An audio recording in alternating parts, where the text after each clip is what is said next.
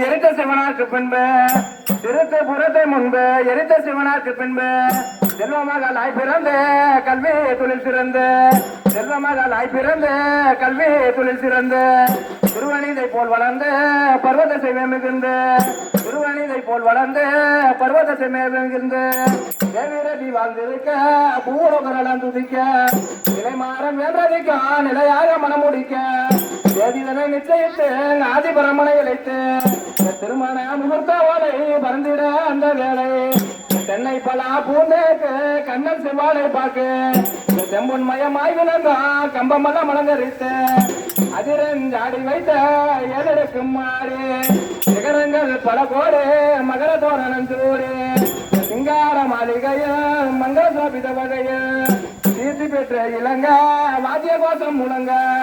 சித்தனுக்கு ரதிக்கா எத்திசையும் கொண்டாட திவ்யமாய் நடந்ததுக்கான தெய்வ திருமணமே.